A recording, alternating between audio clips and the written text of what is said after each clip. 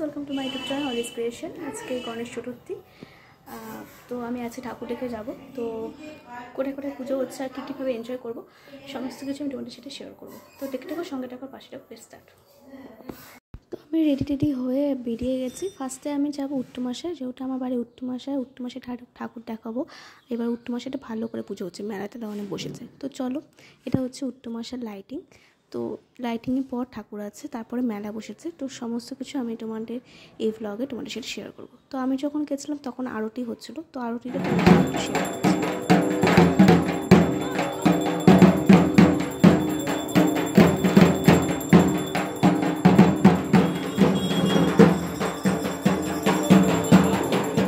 উত্তমাশে বসে একটা প্রতিযোগিতা হয়েছিল, তো সেই বাচ্চাদের আর্টগুলো টাঙিয়েছিল।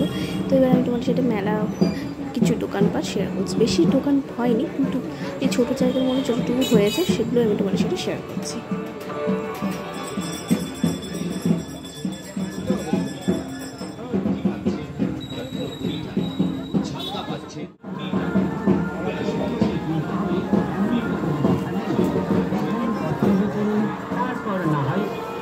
করুন, নামটি মনে রাখবেন।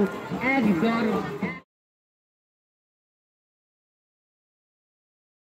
তো উত্তমাশার আমি ঠাকুর তোমাদের সাথে একটু শেয়ার করছি।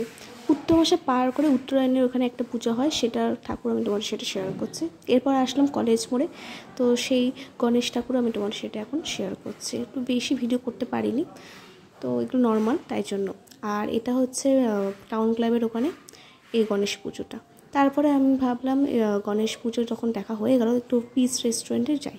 তো পিস রেস্টুরেন্টে গিয়ে ফার্স্টে আমরা ক্রিসপি চিকেন আর সানসেট মজিটোটা খেলাম। তারপর সানসেট মজিটোটা খেয়ে আসার সময় উত্তমাশায় প্রসাদ দিচ্ছিলো, তো ওখানে লাইনে দাঁড়িয়ে বাড়িতে এসে প্রসাদটা খেলাম।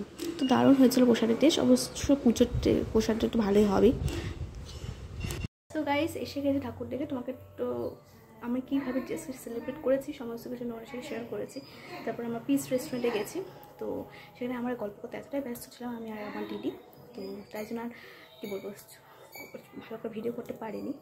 তো আজকে ভিডিওটি এই পর্যন্ত। ভিডিওটি যদি ভালো লাগে তো অবশ্যই লাইক, কমেন্ট, শেয়ার, সাবস্ক্রাইব করে দাও। দেখা হবে কোনো নেক্সট ভিডিওতে। আজকের মতো টাটা।